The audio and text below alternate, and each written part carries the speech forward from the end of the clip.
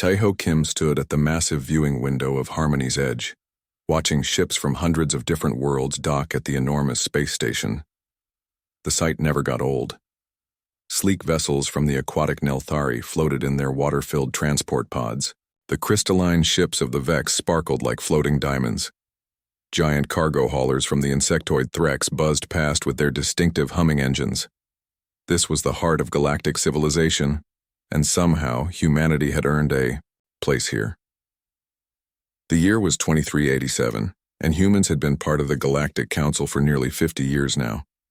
It still felt like a dream to Taeho. When he was a child on Earth, looking up at the stars, he never imagined he would one day represent his entire species among the greatest minds in the galaxy. The responsibility was enormous, but so was the honor. Ambassador Kim, the morning session is about to begin, came a voice behind him. Taeho turned to see Dayun Park, his research partner and closest friend on the station. She was one of the finest xenobiologists humanity had ever produced, and her work studying alien life forms had helped establish many of the protocols that allowed different species to coexist peacefully in shared spaces like this. Thank you, Daun. Any new developments I should know about? Taeho asked as they walked through the curved corridors toward the main council chamber. The walls were lined with portraits of the founding species of the council, each rendered in their own artistic style. The humans were represented by a simple but elegant painting of Earth rising over the lunar horizon. Actually, yes.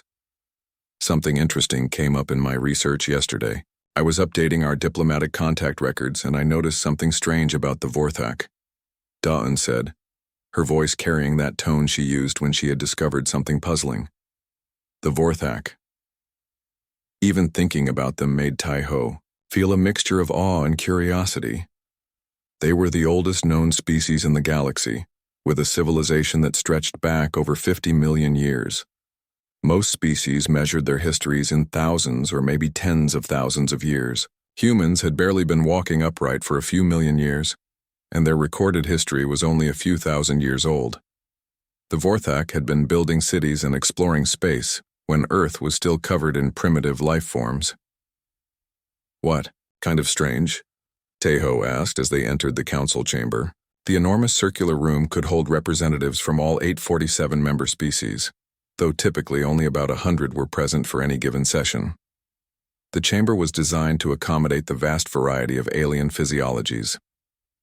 Some species required water tanks, others needed special atmospheric mixtures, and a few existed as pure energy forms that communicated through specialized interfaces.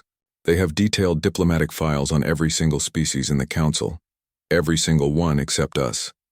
When I tried to access their historical records about Earth or human colonies, I found them all sealed with classification levels I have never seen before, Dawn explained as they took their seats in the human section. The human delegation area was modest compared to some of the older, more established species, but it was theirs. Taeho frowned. This was indeed strange. The Vorthak were known throughout the galaxy as record keepers and historians. They maintained vast archives of galactic history and were often consulted when disputes arose between species about territorial claims or ancient agreements. They had files on species that had been extinct for millions of years. Why would they have no records about humans? Have you tried contacting their delegation directly? Taeho asked. I submitted a formal request 3 days ago. No response yet, Dawn replied. But her attention was suddenly drawn to the center of the chamber where the session was beginning. The council sessions were always impressive to watch. Representatives from across the galaxy gathered to discuss trade agreements, territorial disputes, scientific collaborations, and countless other matters that kept galactic civilization running smoothly. The translation systems worked flawlessly, allowing species with completely different communication methods to understand each other perfectly. Today's agenda included several routine matters: a trade dispute between the mineral-rich Corvin system and the agricultural worlds of the Zephyrian Alliance, new safety protocols for ships traveling through the dangerous nebula regions near the galactic core, updates on the ongoing scientific expedition to the Andromeda Galaxy. But what caught Taeho's attention was when the topic turned to human expansion. Humanity had been growing rapidly, establishing new colonies and research stations throughout their assigned sector of space. It was natural progress for a young, energetic species, and most of the council viewed it positively. That was when Elder Keth of the Vorthak delegation did something that shocked everyone in the chamber. Elder Keth was ancient even by Vorthak standards. His skin was a deep purple color that seemed to shift and change in the light, and his 3 eyes held a wisdom that came from millennia of experience. The Vorthak were tall, graceful beings with 4 arms and a natural dignity that commanded respect from every species in the galaxy. They rarely spoke during council sessions, preferring to observe and offer guidance only when specifically asked. But when the human expansion report began, Elder Keth suddenly stood up. His movement was sharp, almost violent, and completely unlike the usual calm demeanor of his species. The entire chamber fell silent. Elder Keth said something in the ancient Vorthak language, his voice carrying a tone that sounded like pain mixed with anger. The translation systems, which could handle even the most complex alien languages, simply displayed an error message. Then Elder Keth walked out of the chamber, followed quickly by the rest of the Vorthak delegation. The silence that followed was deafening. In 50 years of human participation in the council, nothing like this had ever happened. The Vorthak were the unofficial peacekeepers of the galaxy, the wise elders that every species looked up to. They never showed strong emotions. They never walked out of sessions. They certainly never spoke in the old language that the translation systems could not process. "What just happened?" whispered Minsu, another member of the human delegation. Teho had no answer. Around the chamber, representatives from other species were talking in hushed tones, clearly as confused as the humans were. The session coordinator, a diplomatic Centaurian named Veltar, tried to restore order and continue with the agenda, but the mood in the chamber had completely changed. After the session ended, Taiho and Daun walked back to their quarters in thoughtful silence. The human section of Harmony's Edge was designed to feel like home, with Earth-style architecture and even artificial gravity that matched their home planet exactly. But tonight, it felt strange and foreign. "Dayun, I want you to dig deeper into this Vorthak situation. Use whatever resources you need. Something is not right here," Teho said as they reached the research section. I was thinking the same thing. But Teho, what if there is a reason their files are sealed? What if there is something about humanity that we do not know ourselves? Dayun asked, her scientific curiosity clearly warring with her caution. Then we need to find out what it is. The Vorthak have diplomatic relations with every species in known space. They have been mentors and guides to civilizations across the galaxy. The fact that they refuse to visit Earth or any human colony, that they have no historical records about us, and now this reaction to our expansion. There is a pattern here, and we need to understand it. That night, Teho stood again at the viewing window of his quarters, looking out at the stars. Somewhere out there was Earth, the blue-green world where humanity had started its journey to the stars. And somewhere else were the ancient worlds of the Vorthak, holding secrets that might change everything humans thought they knew about themselves. The galaxy suddenly felt much larger and much more mysterious than it had that morning. Minho Lee wiped the sweat from his forehead as he carefully brushed away another layer of ancient dust from the stone carving. The planet Kepler 442b was hot, dry, and mostly lifeless now, but millions of years ago it had been home to one of the first Vorthak colonies.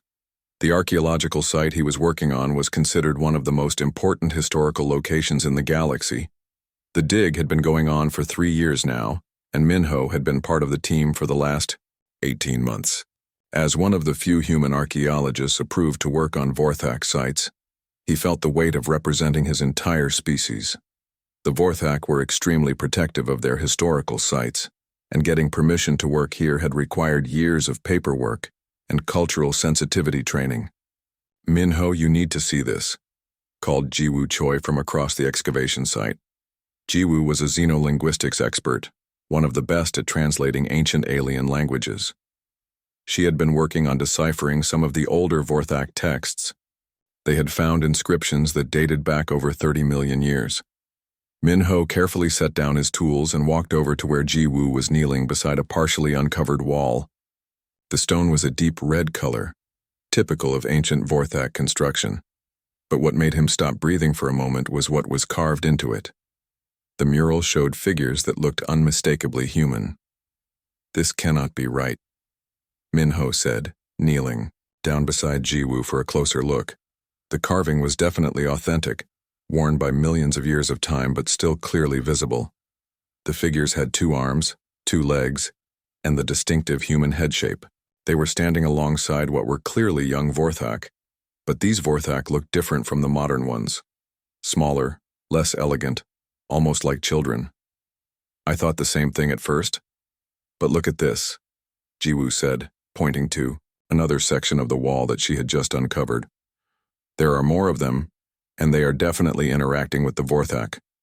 Look here, this human figure appears to be teaching something to this group of Vorthak." Minho studied the carving more carefully. Ji-woo was right. The human figures were clearly in positions of authority or instruction.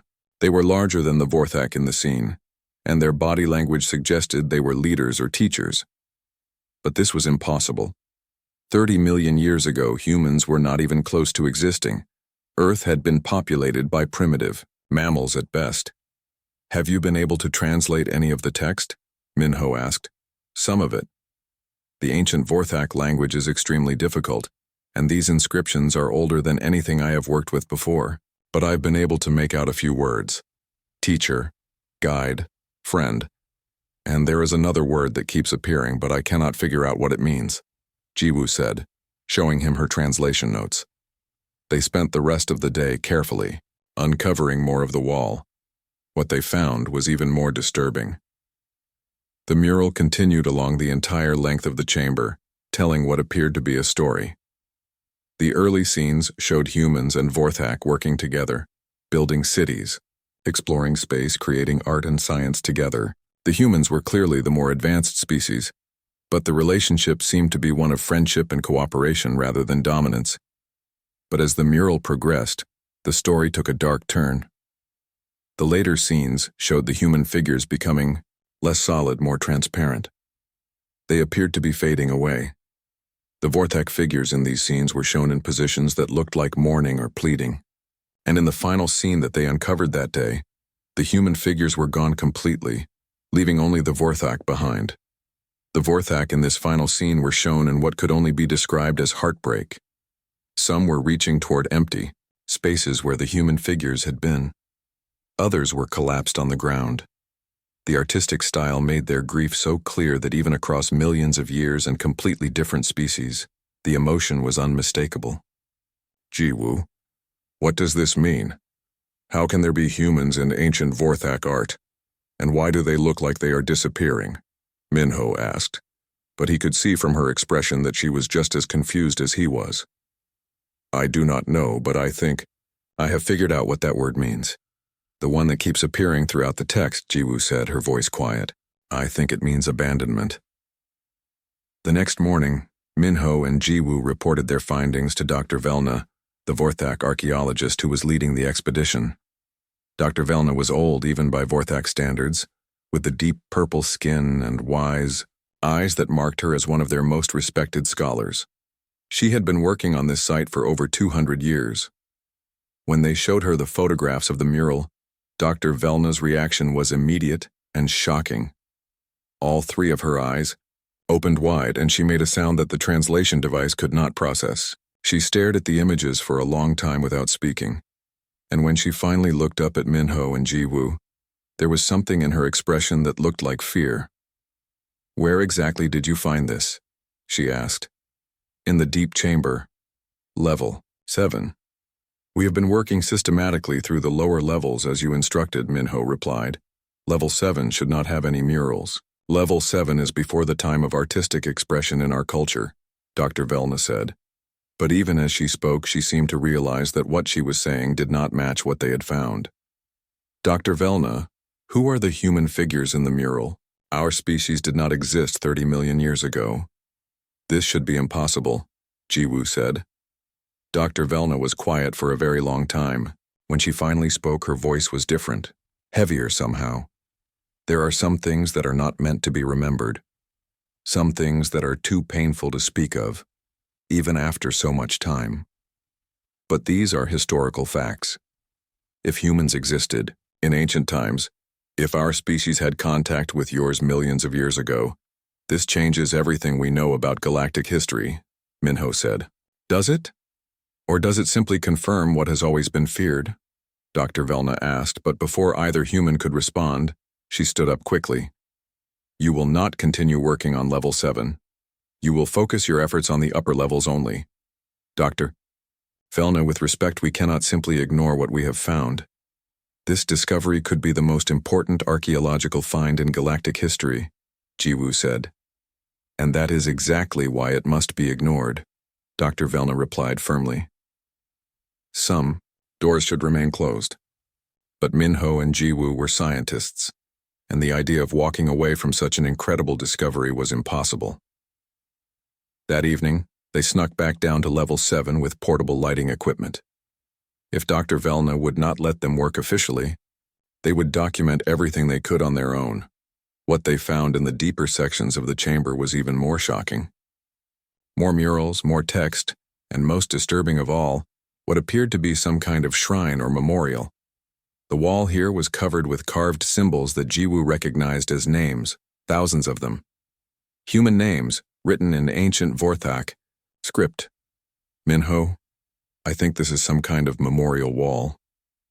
These are all individual names, and they are all human, Jiwoo whispered as she ran her scanner over the carvings. At the center of the memorial was a large carving that showed a single human figure standing with arms outstretched, surrounded by Vorthak who were reaching toward the human but unable to touch. Below this central image was text in the ancient language. Jiwoo worked frantically to translate the inscription, while Minho documented everything with his camera. The translation was difficult and incomplete, but what she was able to decipher made both of them go cold. Here lies the memory of those who left us behind, those who chose the path beyond and forgot the path of friendship. We who remain remember. We who mourn still hope. We who loved once fear to love again. The sound of footsteps in the corridor above made them both freeze. Someone was coming and they were not supposed to be here. Minho quickly packed up his camera while Jiwoo downloaded her translation files.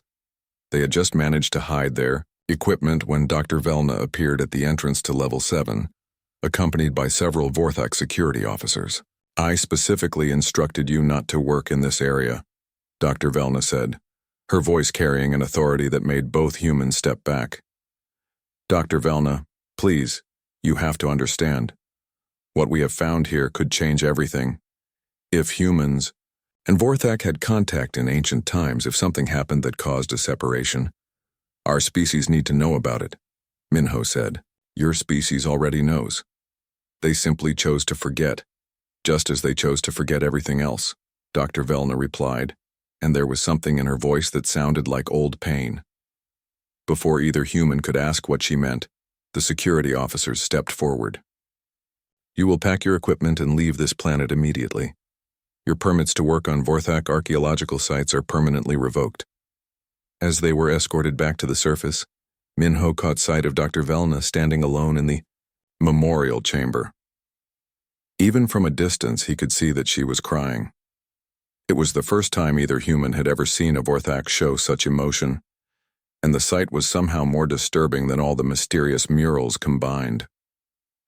Hyejin Song had broken into many secure systems during her career as a human intelligence operative, but nothing had ever been as challenging as Vorthak quantum encryption. She sat in the dim light of her hidden workspace on Harmony's edge, watching lines of alien code scroll across her screens while Young-Soo Nam worked beside her, his fingers dancing over holographic interfaces that most humans could barely comprehend. Young-Soo was possibly the most talented hacker humanity had ever produced. His understanding of quantum computing systems was so advanced that even the Galactic Council's technology experts consulted him when they encountered problems with their most sophisticated networks. If anyone could crack Vorthak security, it would be him. The encryption is unlike anything I have ever seen. Young-Soo muttered, pausing to rub his tired eyes. They had been working for 3 days straight, ever since receiving the urgent message from Minho and Jiwoo about their discovery. On Kepler 442b, it is not just protecting the data, it is actively hiding it. The system seems designed to make certain information impossible to find, rather than just difficult to access. Can you break it? Ye-Jin asked, though she already knew the answer, from the determined look on Young-Soo's face. He never backed down from a challenge, especially one this important. I can break it, but it will take time and a lot of computational power. We are going to need to route our signals through about 50 different systems to avoid detection. If the Vorthak realize what we are doing before we finish, they will not just lock us out, they will probably have us expelled from the station, Young-Soo said. Do it. Whatever Minho and Jiwoo found down there, the Vorthak do not want anyone to know about it. That means it is something we need to understand, Ye-Jin replied. It took another 6 hours, but finally Young-Soo managed to create a pathway into the deepest levels of the Vorthak archives. What they found there was so incredible that at first Ye-Jin thought there had been some kind of translation error. The files were massive, containing historical records that went back over 50 million years. But what shocked both humans was that a huge portion of those records were about human civilization. Not modern humans, but an ancient human species that the records called the Terran Imperium. According to the Vorthak archives, the Terran Imperium had been the dominant civilization in the galaxy for millions of years. They had been master scientists, philosophers, and explorers who had traveled to every corner of known space.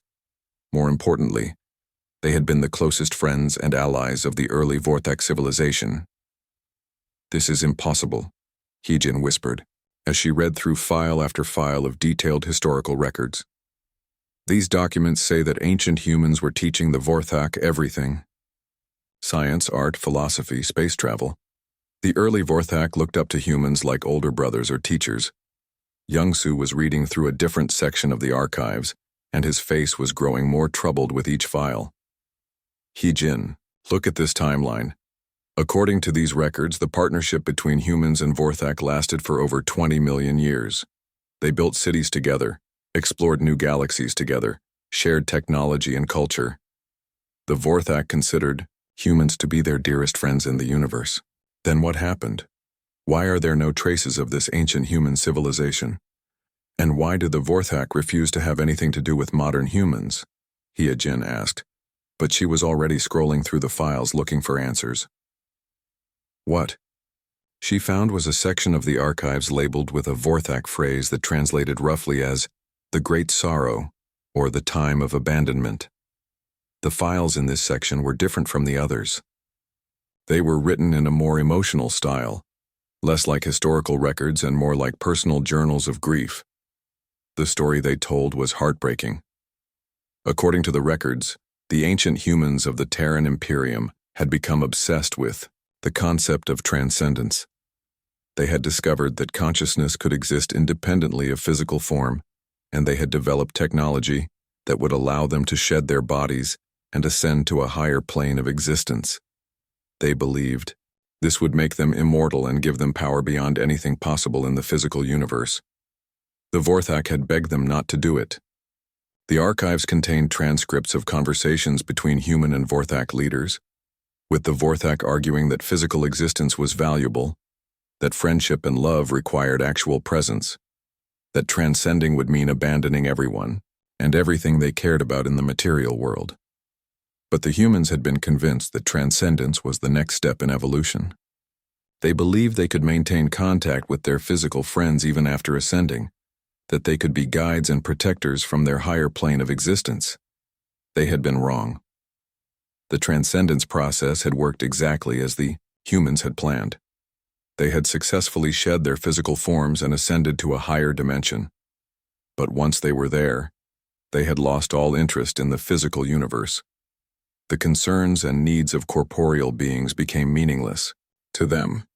They simply disappeared, leaving behind empty cities, abandoned technology, and billions of Vorthak friends who felt utterly betrayed. Look at this, Young-Soo said, his voice barely above a whisper. He had found a section of personal accounts from Vorthak who had lived through the abandonment. These are like diary entries from individual Vorthak, describing what it felt like when the humans just vanished. Listen to this one. We waited for them to return for 1,000 years. We maintained their cities, kept their machines running, preserved their art and literature. We believed they would remember us and come back, but they never did. We were not important enough to them to keep them anchored to this reality. Hyojin felt sick as she read more of the personal accounts. The Vorthak had loved the ancient humans with a depth of emotion that was difficult for even humans to understand. The betrayal of abandonment had nearly destroyed their entire civilization. Many Vorthak had died from what could only be described as broken hearts. Others had become so depressed that they simply stopped eating and faded away. The surviving Vorthak had eventually rebuilt their civilization, but they had never forgotten the pain of abandonment. They had become the galaxy's peacekeepers, partly to ensure that no other species would ever have to experience such profound loss. They kept detailed records of every civilization to watch for signs that any species might follow the same path as the ancient humans. But wait, Hyojin said, scrolling through more recent files. If the ancient humans transcended millions of years ago, how do modern humans fit into this? We are obviously not the same species that abandoned the Vorthak. Young-Soo had found the answer to that question in another section of the archives. According to this, not all of the ancient humans chose to transcend. Some of them stayed behind, either because they did not believe in transcendence or because they could not afford the technology, or simply because they wanted to remain with their physical friends.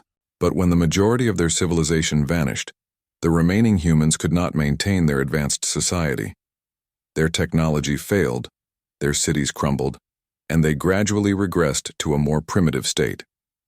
The files showed that the Vorthak had watched as the remaining humans spread across the galaxy, slowly losing their advanced knowledge and eventually forgetting their own history. Some groups of humans had settled on various worlds and developed into completely different subspecies. Others had returned to Earth and started over from nearly nothing. We are the descendants of the humans who stayed behind, Hyojin realized, the ones who chose not to abandon their friends. But the Vorthak do not know if we will make the same choice our ancestors did. The final files in the archive were the most recent ones, covering the last few centuries as modern humans had redeveloped, space travel, and eventually made contact with galactic civilization. The Vorthak had been watching human development very carefully, looking for signs that this new human civilization might follow the same path as the Terran Imperium. What terrified the Vorthak was that modern humans were advancing incredibly quickly. In just a few hundred years, they had gone from primitive technology to joining the Galactic Council. They were showing the same curiosity, the same drive for advancement, the same hunger for knowledge that had characterized the ancient Terran Imperium. The Vorthak archives contained detailed psychological profiles of human leaders, scientists, and philosophers. They were looking for any sign that humans might again become obsessed with transcendence or immortality or power beyond the physical universe. They were terrified that history would repeat itself. This explains everything, Young-Soo said. Why they refuse to visit Earth or human colonies. Why they have no official diplomatic records about us.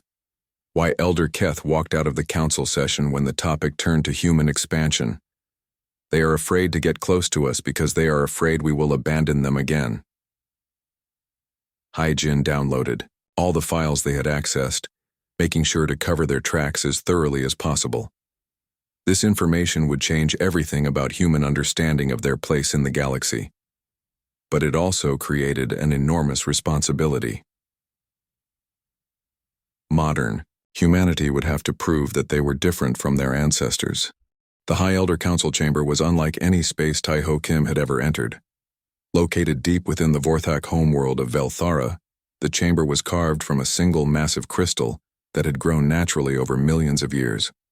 The walls seemed to pulse with a soft inner light, and the air itself felt heavy with the weight of ancient wisdom and old pain. Sujin Kang, Earth's most respected diplomat, sat beside Taeho as they waited for the Vorthak elders to appear. Sujin had negotiated humanity's entry into the Galactic Council 50 years ago, and her reputation for fairness and honesty was known throughout the galaxy. If anyone could handle this delicate situation, it would be her. "Are you certain about what Hyejin and Youngsu found in those archives?" Sujin asked quietly. Even though they were alone in the chamber, something about the ancient space made speaking loudly feel inappropriate. "As certain as we can be. The evidence is overwhelming." Minho and Jiwoo's archaeological discoveries match perfectly with the historical records. Ancient humans existed, they were allies of the Vorthak, and they abandoned them when they chose transcendence over friendship, Taeho replied. The massive doors at the far end of the chamber opened silently, and the High Elder Council entered. Taeho had expected maybe 5 or 6 elders, but instead he counted 12 of the oldest Vorthak he had ever seen. Their skin was so deep purple it was almost black, and their movements carried the careful dignity of beings who had lived for thousands of years. At the center of the group was High Elder Velm, the oldest known being in the galaxy. According to Galactic Council records, Velm was over 8,000 years old, which made him ancient even by Vorthak standards. But looking at him now, Taeho suspected those records might be wrong. There was something about Velm that suggested an age, beyond anything that could be measured in mere thousands of years. "Ambassador Kim, Minister Kang, you have requested this audience to discuss matters that have been sealed for good reason," High Elder Velm said. His voice was deep and resonant, but there was a sadness in it that seemed to echo through the crystal chamber. "High Elder Velm, we have discovered the truth about the relationship between our species in ancient times. We know about the Terran Imperium, about the friendship between our peoples, and about the abandonment that followed," Taeho said. The reaction from the council was immediate. Several of the elders made sounds that the translation systems could not process, and one elder actually stood up as if to leave. But High Elder Velm raised one of his 4 hands, and the chamber fell silent again. "So, you have found the records we hoped would remain buried forever. Tell me, Ambassador, what do you intend to do with this knowledge?" Velm asked. "We want to understand why our species cannot move forward together. We want to know why the Vorthak refuse to visit human worlds or establish normal diplomatic relations. Most importantly, we want to find a way to heal the wounds that our ancestors caused," Sujin said. High Elder Velm was quiet for a long time, his 3 eyes studying the 2 humans carefully. When he finally spoke, his voice carried the weight of millions of years of pain. "You speak of healing wounds, but you do not understand the depth of the injury your ancestors caused. The Vorthak loved the ancient humans with a devotion that your species may not be capable of comprehending. They were not just our allies or our teachers. They were our dearest friends, our guides, our inspiration for everything we became. We are beginning to understand that, and we are deeply sorry for what they did," Taeho said. "Sorry," repeated Elder Velm, and there was something almost bitter in the way he said the word. "Your ancestors were not sorry. They believed they were evolving beyond the need for physical friendship. They believed that transcendence would make them better than what they were. They did not understand that in choosing to leave, they were choosing to become less than what they had been." Another elder, whose name translated as something like Keeper of Sorrows, spoke for the first time. "We waited for them for 1,000 years. We maintained their cities, preserved their art, kept their machines running. We believed that love would call them back to us. We believed that friendship meant something to them. We were wrong. But we are not them," Sujin said firmly. "Modern humanity chose to stay. We are the descendants of the humans who valued friendship over power, who chose to remain in the physical universe even when it meant giving up godlike abilities." "Are you?" asked High Elder Velm. "Or are you simply the same species at an earlier stage of development? Your people advance incredibly quickly. In just a few centuries you have gone from primitive technology to joining the galactic community. You show the same curiosity, the same hunger for knowledge, the same drive for advancement that characterized the Terran Imperium. We also show the same capacity for friendship and loyalty," Taeho argued. "Look at our relationships with other species in the Council. Look at how we have worked to build peaceful cooperation throughout our sector of space. Yes, we have watched you carefully. We have observed your diplomatic successes, your scientific collaborations, your efforts to build peaceful relationships with other species. But we have also seen your philosophers discussing the nature of consciousness, your scientists experimenting with quantum mechanics that borders on dimensional manipulation, your visionaries dreaming of technologies that could reshape reality itself, said another elder. The chamber fell silent as the weight of that observation settled over everyone present. Tejo realized that the Vorthak had been watching human development not with curiosity, but with growing fear. Every human advancement, every breakthrough in science or philosophy, must remind them of the path that had led to their ancient heartbreak. "Hi, Elder Velm," Sujin said carefully. "What would it take for the Vorthak to believe that modern humanity is truly different from our ancestors?" "There is only one way to know for certain," Velm replied, and his voice carried a weight that made both humans lean forward. "The technology that allowed your ancestors to transcend still exists. We have kept it locked away in our deepest vaults for millions of years, but we have never destroyed it." Tejo felt his heart stop for a moment. "You want to offer us transcendence? We want to see what you choose when faced with the same decision that destroyed our friendship once before. The ancient humans chose power over presence, transcendence over friendship, evolution over love.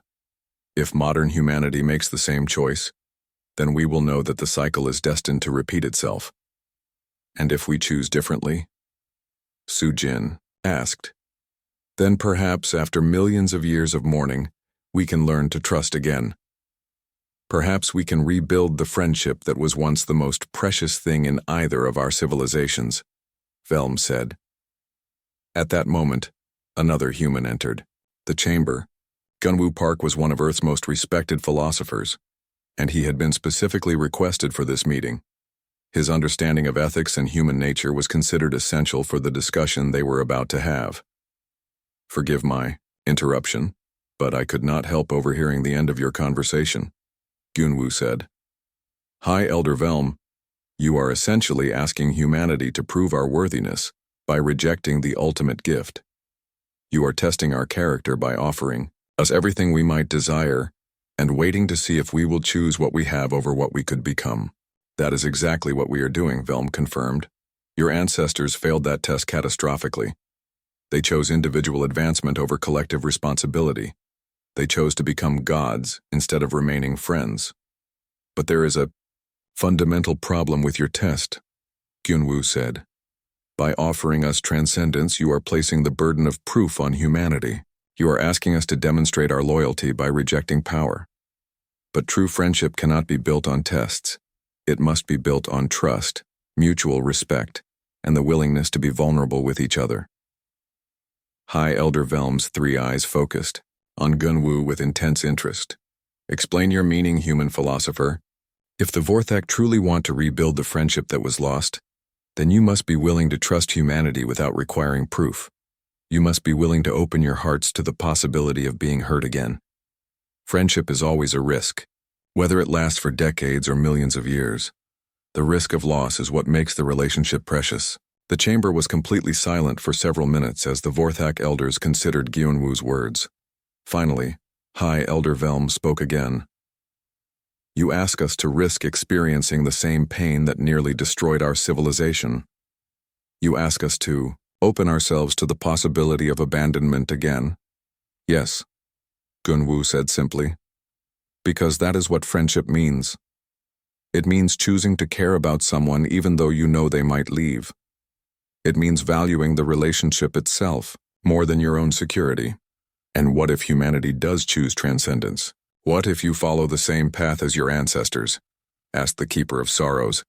"Then you will know that you chose love over fear, even though love led to loss. And that choice will define who the Vorthak are, regardless of what humanity becomes," Gunwoo replied.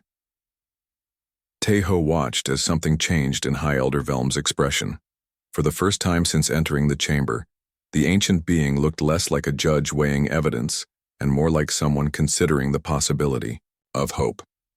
The news of the Vorthak offer spread through human space like wildfire. Within days of the diplomatic meeting on Velthara, every human colony, research station, and settlement was buzzing with debate about the most momentous decision in their species history. The technology for transcendence was real, and it was being offered to them freely by the galaxy's oldest civilization. Byung-ho Yoon stood before the assembled scientists at the Luna Research Institute, his voice filled with excitement as he outlined the possibilities that transcendence could offer humanity. As one of Earth's leading quantum physicists, he had spent his entire career studying the theoretical limits of consciousness and reality. The chance to actually transcend those limits was everything he had ever dreamed of. "Think about what we could become," Byung-ho said to the packed auditorium. "Unlimited by physical form, free from the constraints of matter and energy, able to explore dimensions of existence that we can barely imagine. We could become true explorers of infinity, capable of understanding the deepest mysteries of the universe." The audience was clearly divided. Some scientists nodded enthusiastically, caught up in Byung-ho's vision of unlimited scientific discovery. Others looked troubled, thinking about the implications of abandoning physical existence entirely. Dr. In-A Lim, one of Earth's most respected ethicists, was among those who looked deeply concerned. She had spent the last week studying the historical records that had been declassified after the meeting with the Vorthak elders. The story of the ancient Terran Imperium's abandonment of their friends was deeply disturbing to her. "Dr. Yoon, you speak of the wonders we could discover through transcendence, but you ignore the cost," In-A said when Byung-ho opened the floor for questions. "According to the historical records, the ancient humans who transcended lost all interest in physical existence. They abandoned their friends, their responsibilities, their connections to everything that had made them who they were. Is scientific discovery worth that price?" "Dr. Lim, you are thinking too small," Byung-ho replied. "The ancient humans may have lost interest in physical existence, but that was because they discovered something far more magnificent. We cannot judge their choice by the standards of beings who are still limited by matter and time. But we can judge their choice by its effects on those they left behind," In-A argued. "The Vorthak loved the ancient humans, trusted them, built their entire civilization around the friendship they shared. The betrayal of abandonment nearly destroyed them.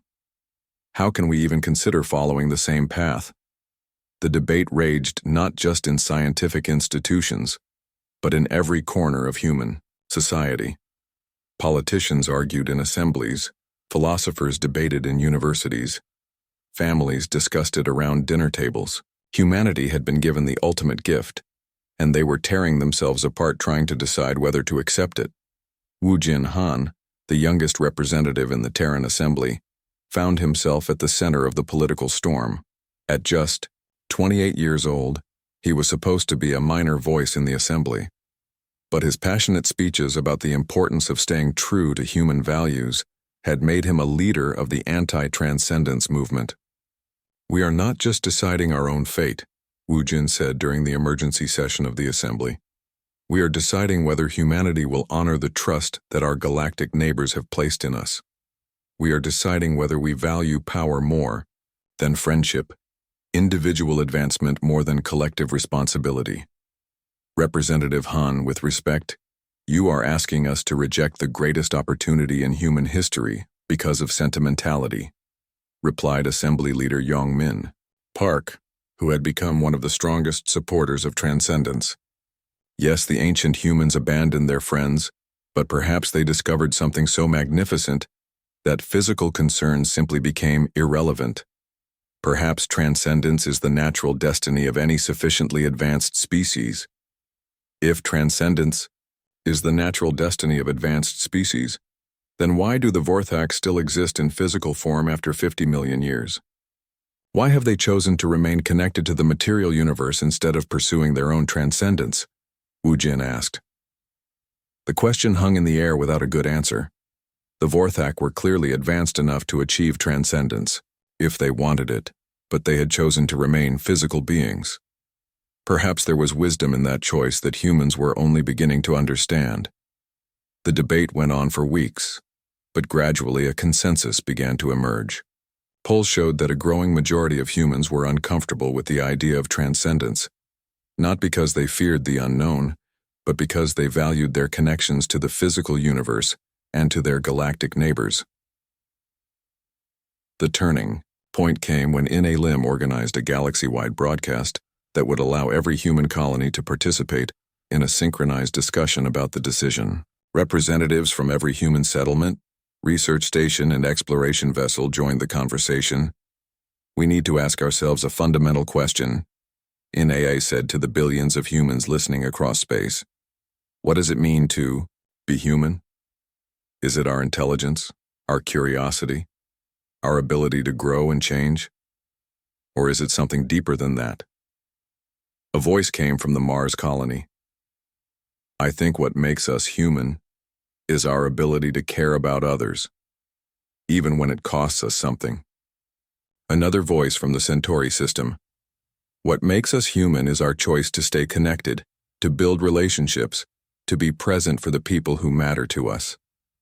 From the research stations near the galactic rim, "Being human means choosing love over power, even when power is offered freely." As the conversation continued, it became clear that humanity was reaching a decision not through political maneuvering or scientific analysis, but through a collective recognition of their own values. They were choosing to define themselves not by what they could become, but by who they wanted to be. The final vote in the Terran Assembly was not even close. By a margin of nearly 90%, humanity chose to reject transcendence. But more importantly, they chose to make their rejection public and permanent. The Assembly voted to destroy the transcendence technology, to broadcast the destruction across the galaxy, as a promise that humanity would never abandon their friends. The ceremony was held on Earth, in the same garden where humans had first looked up at the stars and dreamed of exploring space. Representatives from every species in the Galactic Council were invited to witness as humanity voluntarily gave up the chance to become gods. Tai-Ho Kim stood before the assembled crowd, holding the quantum storage device that contained the complete transcendence technology. Beside him stood High Elder Velm, who had traveled to Earth for the first time in his 8,000-year life to witness this moment. "Today, humanity makes a choice that defines who we are as a species," Tai-Ho said. "We choose connection over transcendence, friendship over power, love over evolution. We choose to remain present in the physical universe because this is where our friends are, and friendship means more to us than godhood." He placed the storage device into the disintegration chamber, and with a simple press of a button, the technology that could have made humanity immortal was destroyed forever. The broadcast carried the moment to every corner of the galaxy, showing that this young species had chosen loyalty over advancement. High Elder Velm stepped forward, and for the first time in millions of years, he spoke words of friendship to humanity. "We have waited so long to trust again, to hope again, to love again. Today, humanity has shown us that friendship can survive even the ultimate test. Today, we choose to heal wounds that have been bleeding for longer than your species has existed." The ceremony ended with something that no one had expected. High Elder Velm asked if he could walk through the gardens of Earth with Tai-Ho, just two friends sharing a moment of peace. As they walked among the flowers under Earth's blue sky, Velm quietly taught Tai-Ho words in the ancient Vorthak language, words that had not been spoken to humans for millions of years. "Veltum Nethra," Velm said, pointing to the sunset painting the sky in brilliant colors. "What does that mean?" Tai-Ho asked. "Those who stay," Velm replied. "It is what we called your ancestors, the humans who chose not to transcend, who remained with us in the physical universe. We had hoped they would rebuild, that they would remember, that someday they would return to us. And now we have," Tai-Ho said. "Yes," Velm agreed, and for the first time in millions of years, there was joy in his ancient voice. "Now you have." As they continued walking, Velm taught Tai-Ho another phrase, Kethara Veltum. It meant family who stays, or chosen family, or bonds that transcend time and species. It was the Vorthak word for the kind of friendship that humanity had chosen to value over transcendence. In the days that followed, Vorthak ships began arriving at human colonies throughout the galaxy. The oldest species in known space was finally ready to visit Earth and her children. They brought with them gifts of knowledge, art, and friendship that had been held in reserve for millions of years, waiting for the day when trust could be rebuilt. The galaxy watched in amazement as two species separated by eons of pain and mistrust chose to heal their ancient wounds through love, forgiveness, and the simple but powerful decision to be present for each other.